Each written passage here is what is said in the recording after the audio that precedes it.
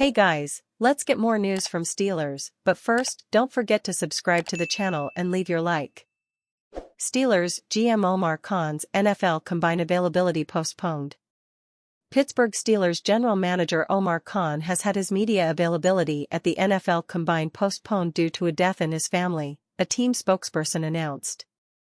Khan was set to speak to the media at 10:30 a.m. on Tuesday, addressing the team's NFL draft situation, recent moves on their roster, and the hiring of new offensive coaches.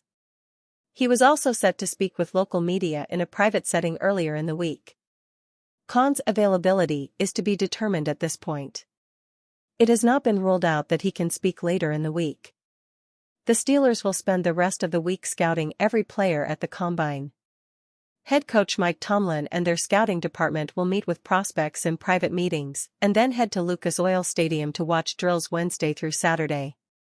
As Pittsburgh navigates through the week, there are plenty of storylines to follow, but 5 likely remain at the top of the list. Those include their focus on offensive linemen, what quarterbacks they are talking to, and where the other positions fall on their draft board. On Tuesday, Pittsburgh Steelers general manager Omar Khan will address the media at the NFL Scouting Combine. This will be Khan's second NFL draft as the Steelers GM. Khan made a real splash last year, with multiple starters coming from the 2023 NFL Draft, and the bar has been set high. We don't expect a lot of insider information here, but we do expect Khan to be forthcoming about if the Steelers plan to pursue competition for Kenny Pickett, the team's plan with Mason Rudolph, and the top quarterback prospects in the draft. With the release of Mason Cole and Chuck Okorafor, look for there to be questions about the Steelers' replacements and what role the NFL draft might play in that. The entire NFL got a huge bump in the salary cap for this year, and we want to hear if Khan thinks this will change the Steelers' plans in free agency, or if they plan to work on some contract extensions. Khan is sure to talk about how excited the team is to have Arthur Smith as a new offensive coordinator and the roles of the current offensive skill players in this new scheme. Stats back Justin Fields as QB best suited for Steelers offense under Arthur Smith. In case you haven't heard, the Steelers have a big question at quarterback that needs to be answered in the next 2 months. Kenny Pickett is the only quarterback currently under contract, but he was outplayed by third-string Mason Rudolph last year. While re-signing impending free agent Mason Rudolph could be the Steelers' answer to the quarterback conundrum, it's still debatable if that's the best option. With that, national media has pegged just about every potentially available quarterback as a potential target for the Steelers this offseason. Not every quarterback fits every offense, and the Steelers hired Arthur Smith to run the offense going forward. How might Pickett, Rudolph, and other quarterbacks potentially on the Steelers' radar would fit into this new style offense? New OC Arthur Smith prefers a distinct style of offense based on his 2 years as the Titan offensive coordinator and 3 years as the Falcon head coach, and that style favors some quarterbacks over others.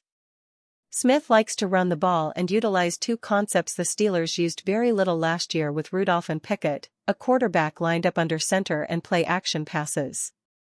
Per Pro Football Reference, which will be used for all stats referenced throughout this article, Smith's final product with the Tennessee Titans used the quarterback under center on 34% of the passing snaps while using play action, including shotgun play action, on 32% of the passing snaps. Similarly, the final version of his offense in Atlanta used under center formations on 32% of passing plays and play action on 25%.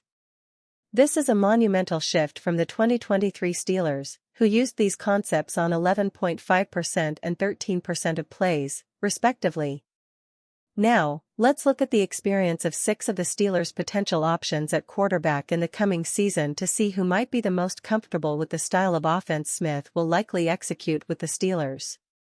Here's a look at quarterback under center passing snaps versus play action from 2023, including shotgun play action, as a percentage of each quarterback's total pass plays.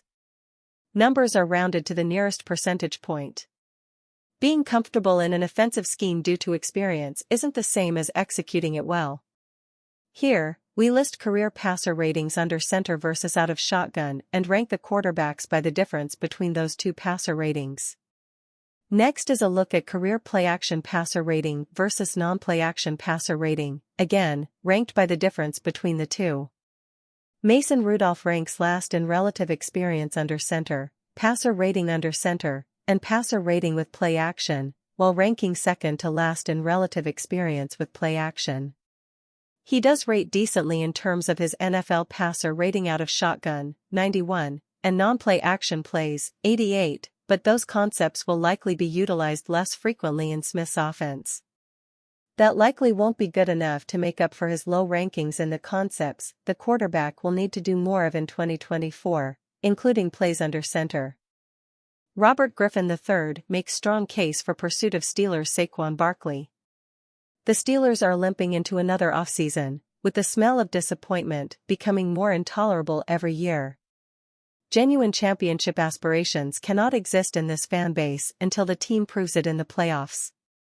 As Aaron Sorkin writes brilliantly in A Few Good Men, everything else is just smoke-filled coffee. That said, the Steelers can't nurse their sorrows all offseason and wait for the miserable cycle to begin again in September. They must upgrade their roster in the NFL draft and free agency to lessen the chances of suffering another agonizing playoff loss. The NFC East may have some answers on that front.